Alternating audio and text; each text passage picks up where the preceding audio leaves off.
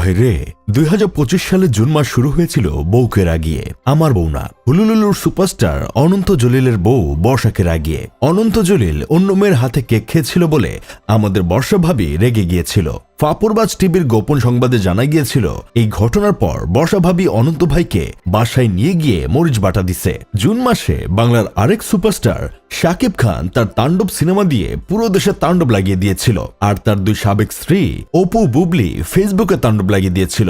সেই সুযোগে শাকিব খানকে নিয়ে উড়াল দিয়েছিল জায়েদ খানের ফিমেল ভার্সন মিষ্টি জান্নাত, যার কাজই হলো শাকিব খানকে নিয়ে হাসামিসা কথা বলে আলোচনায় থাকা, যাকে দুবাইয়ের শেখরা নিয়ে গিয়ে উটের দুধ খাওয়ায় ও আইফোন গিফট করে। আর কি করে জানতে চেয়ে আমাকে লজ্জা দিবেন না। জাতি যখন এইগুলো নিয়ে চিন্তায় ছিল, ঠিক তখনই আরো চিন্তা বাড়িয়ে দিল হিরো আলম। চীনের মতো উন্নত একটা দেশের চাকরি ছেড়ে দিয়ে এক মেয়ে হিরো আলমের কাছে চলে আসলো। পাবলিক এটা কোনোভাবেই মেনে নিতে পারছিল না। হিরো আলমের জন্য অন্য দেশ থেকে মেয়ে চলে আসে, মাগার আমাদের পাশের বাড়ির সাদিয়াও পাত্তা দেয় না। 3 নায়কের কথা বাদ দিয়ে এখন আসে 3 নায়িকার কাছে। 2025 সালের জুন মাস জুড়ে সবচেয়ে বেশি আলোচনায় ছিল সাবিলা নূর, মন্দিরা চক্রবর্তী, তাসনিয়া ফারিন। সাবিলা নূরের প্রথম সিনেমা ছিল তাণ্ডব। পুরো সিনেমা জুড়ে তার স্ক্রিন টাইম 15 মিনিটও ছিল না। মাগার উনার ভাবসাব ছিল হলিউডের নায়িকাদের মতো। শাকিব খানকে নিয়ে সেই যে লিচুর বাগানে ঢুকলো, তারপর আর বের হতে পারলো না। এদিকে মন্দিরা চক্রবর্তী এমন এক নায়িকা যিনি নিজের ঢোল নিজে পিটাতে পছন্দ করেন। উনি নিজেকে পৃথিবীর সবচেয়ে সুন্দরী নায়িকা মনে করেন। এটা অবশ্য দোষের কিছু না, কিন্তু আমি একটা জিনিস বুঝি না, নায়িকা যত ফেমাস হয় শাড়ি তত পাতলা হয়ে যায় কেন?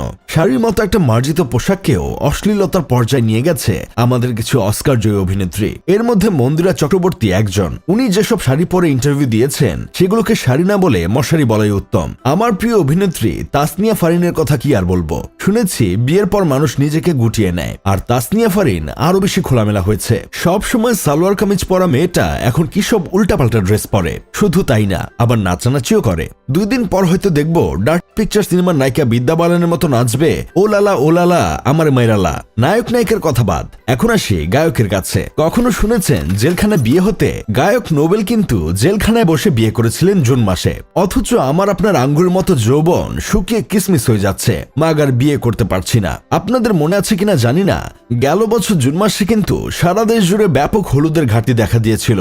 মানুষ রান্না করার জন্য হলুদ খুঁজে পেত না। গায়ে হলুদের অনুষ্ঠান হতো হলুদ বাদে, কারণ সারা দেশের মানুষ কাঁচের গ্লাসের মধ্যে হলুদ ঢেলে চুলমার্কা ভিডিও বানিয়ে সব হলুদ শেষ করে দিয়েছিল। তাছাড়া বরাবরের মতো জুন মাসেও বাঙালির আবেগের উপর নর্দমার পানি ঢেলে দিয়েছিল এক মাইয়া। পরীক্ষা দেওয়ার জন্য মেয়ে বাসা থেকে বের হয়েছিল, মাগার পরীক্ষা কেন্দ্রে না গিয়ে মাইয়া উধাও হয়ে গিয়েছিল। পুরো দেশের মানুষ যখন বলছিল আমরা আমাদের বোনকে ফেরত চাই, তা না হলে চরম মূল্য দিতে হবে ডক্টর ইউনুসকে, ঠিক তখনই সাভারের একটা বাসা থেকে মেয়েকে উদ্ধার করে। সাথে ছিল বয়ফ্রেন্ড। যাই হোক, শেষমেশ আমি গোলাম হোসেন একটা কাজের কথা কই।